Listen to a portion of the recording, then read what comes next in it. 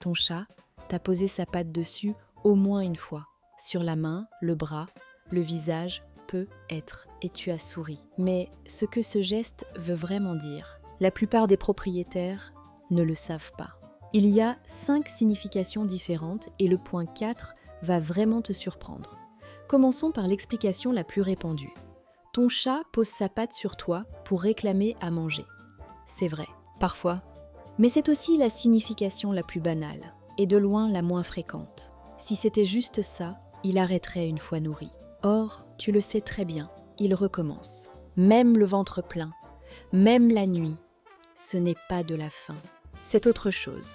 Les pattes des chats contiennent des glandes à phéromones, des glandes invisibles, qui libèrent une signature chimique unique à chaque individu. Quand ton chat pose sa patte sur toi, il ne fait pas que te toucher, il dépose son odeur sur toi.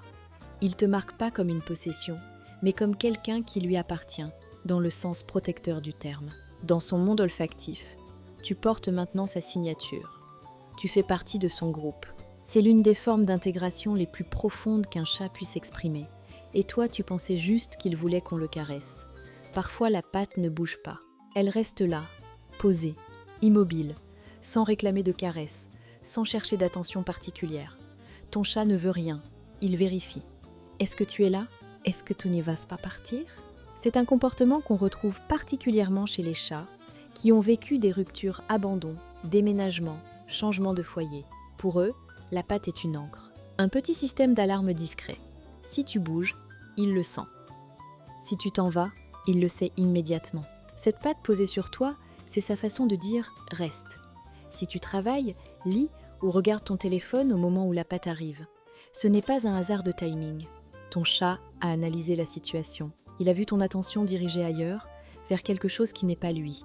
Et il a décidé d'intervenir, pas par caprice.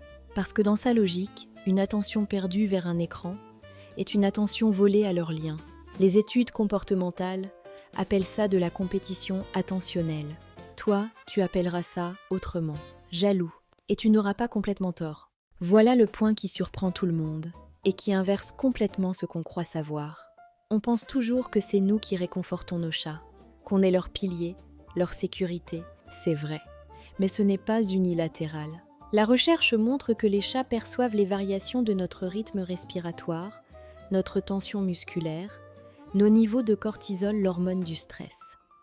Quand tu es anxieux, fatigué ou triste, ton chat le détecte souvent avant même que tu en sois pleinement conscient. Et cette patte posée doucement sur toi à ce moment précis, ce n'est pas une demande, c'est une réponse. C'est lui qui essaie de te dire « je suis là ». Et on arrive au geste le plus rare et le plus significatif de tous. Quand ton chat te pose sa patte sur le visage, doucement, sans griffes, souvent accompagné d'un regard direct, calme, soutenu.